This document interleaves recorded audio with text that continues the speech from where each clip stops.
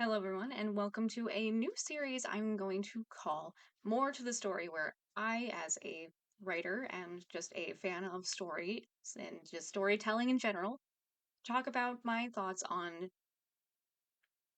things in different media, whether it be video games, movies, TV shows, whatever,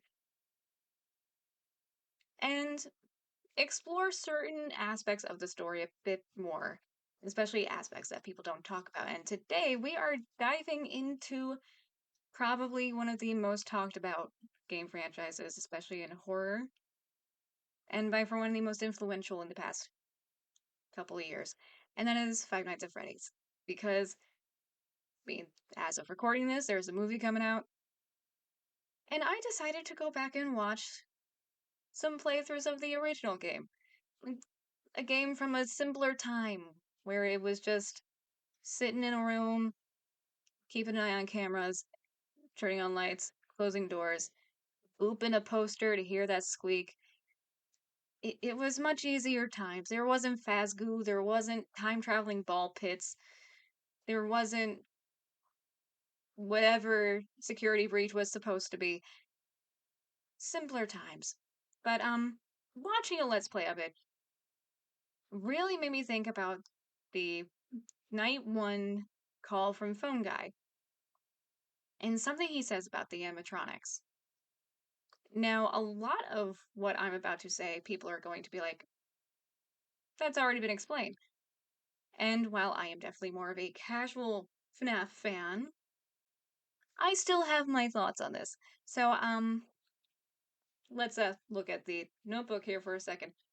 My first question delves into the whole animatronics not recognizing the security guards as humans and seeing them as endoskeletons. Because I still think it's weird that it's specifically, it's not even necessarily specifically the night guards, it's just happens to be the night guards and the security that these animatronics see as basically naked endoskeletons.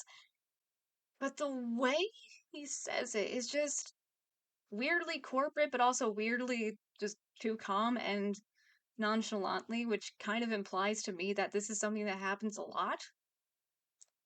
Now, a lot of people are probably going to say, "Oh, that was explained. That would be the souls of the missing children that were shoved into the suits by who we later find out to be William Afton, purple guy, mysterious figure, basically seeing the security guard as, well, him and getting revenge because in one of the posters, when it changes, it explains the story about the missing children and all of that and how a mysterious figure lured them into the back rooms of the pizzeria after hours.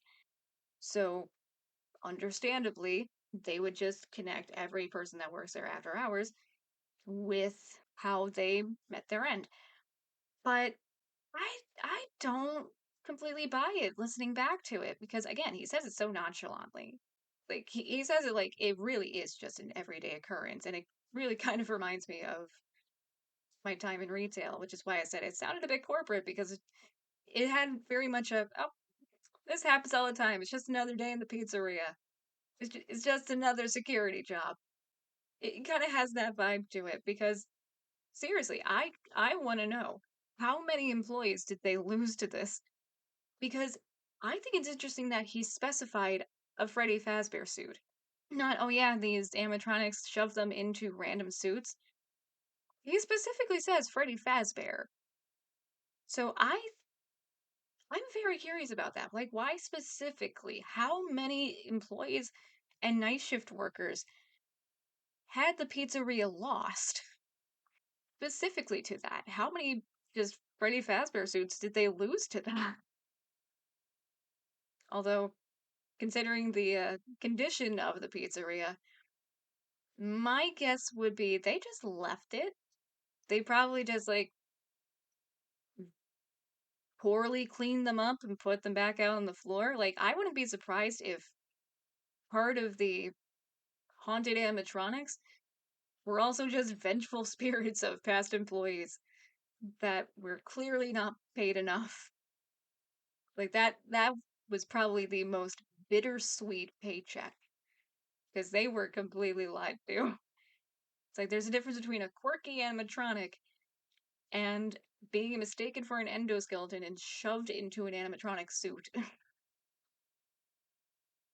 But yeah, while you could argue that it's the ghost of the children, he just makes it seem like it's too much of a common occurrence for it just to be that to me. Especially considering the fact that they do even mention at one point they were allowed to roam, hence the free roaming mode to keep the gears going, to keep the servos going. These are animatronics that were allowed to work around people that would recognize adults. So haunted animatronic or not, you would think there would still be a system running that would kind of override, in a sense, the possessed item. That would kind of override the haunting to some extent to be like, oh wait, you're not who we think you are. We're cool. We're cool. You're just another adult. You can go on with your shift. That would make more sense to me. But yeah, no, I feel like people were so quick to write it off as the ghost of the children that I can't help but wonder just how many employees that pizzeria went through, especially for the night shift. Because think for a night shift, while I worked in a clothing store for 6 years, at the same time, customer service is customer service, and retail is retail. And I mean, technically, to an extent, a pizzeria like Fazbear's would still fall into that category to an extent. But I mean, they still have like some sort of janitorial staff, I would assume, someone cleaning up the place for the longest time, because I would assume this was happening up until the place was shut down, as mentioned in one of the posters that shows up. So it really makes me wonder how long prior to this was happening. Like, did it only start happening once what happened to the kids happened, or did this start happening prior to that? Like, were they shut down and, or at least prevented from going free roaming mode during the day prior to all of that? Because if that's the case, then part of the problem was not with possessed animatronics. Part of the problem was more so with the actual technology itself. Which then begs the question,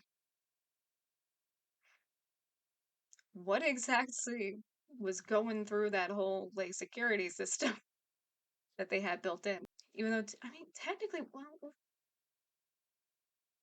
I feel like no, that wouldn't make sense then because technically the security system, like the facial recognition, wasn't really mentioned until the second game, if I remember correctly. Was that it?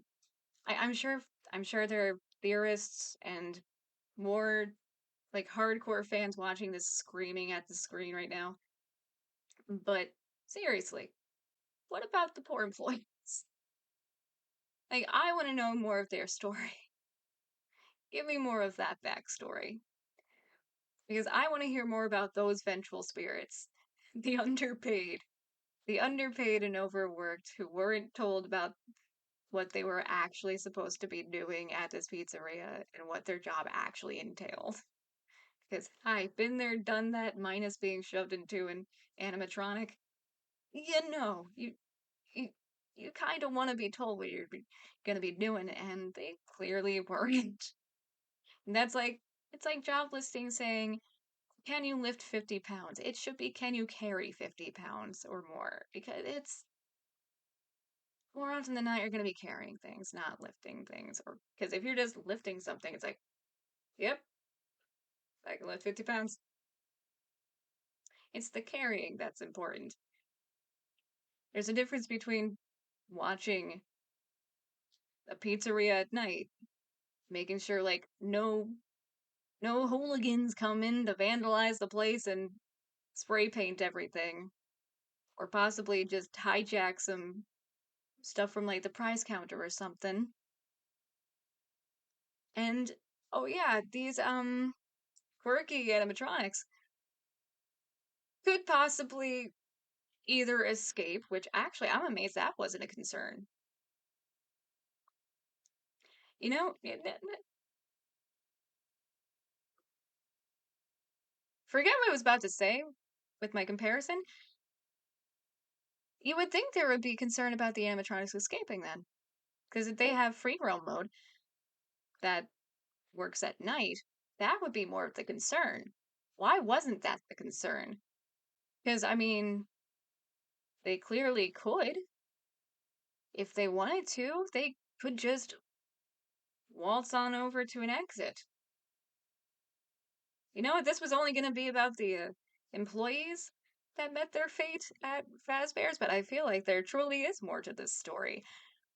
Why wasn't there concern about the animatronics getting out? What are we missing here? Why weren't we concerned about that? Why weren't we wondering about why we're watching these animatronics? Because, I mean, it's not necessarily, oh yeah, making sure the place has power, making sure things are still in one piece. What would happen if the animatronics got out? What would happen? Would they like track, like, if it's truly the ghosts of the kids, would they track down their families? Would it cause panic the moment someone realized, oh crap, there's a body in this thing when running into it on the street? Because I mean, if I saw just a random animatronic walking down the street, I'd be a little confused and concerned and be like, why is that giant robot bear just waltzing down the street with a chicken, a bunny, and a fox behind it? Like it's nothing. Why wasn't that the concern? Why was it, oh yeah, no, we're just we're essentially babysitting animatronics. Why wasn't the concern keeping them in? Because the concern was keeping them out of the office and keeping the power on. The concern wasn't keeping them in. So that means there's potentially a reason they weren't worried. Like perhaps there's something in their system that keeps them in there. Or if we are truly going on possessed animatronics here, could it be that they are tied to the place where they met their fate? And this is why you don't theory craft while you're recording, because I did not think of this before hitting record. I was, again, purely going to talk about the fact that Phone Guy just talked about the whole animatronics shoving employees into Freddy's Fazbear suits so nonchalantly to the point where it sounds like it's an everyday occurrence. But you know, you would think if they are animatronics with a free roaming mode that only goes on at night, why wouldn't we be more concerned about them getting out? Because clearly they're more interested in us and whoever's in the security room. Something just automatically keeps them there. Like, are they just straight up tied to the building? Is there literally some sort of system keeping them in there? Maybe they don't know where to go. Maybe, just maybe, they quite literally are just waiting for someone to find them. Maybe that's why the It's Me thing pops up. They want you to find them. They want someone to find them in the pizzeria. This is just creating more questions than answers. But seriously, why didn't we question that? Why did we just accept the main hidden lore of, oh yeah, no, these kids were shoved into these animatronic suits by this mysterious figure that we learned was Purple Guy, aka William Afton. And why didn't we question about the fact that we're not there to make sure they don't leave the pizzeria. We're there to just be a security guard, take care of the pizzeria. We're just working the night shift, keeping an eye on the animatronics.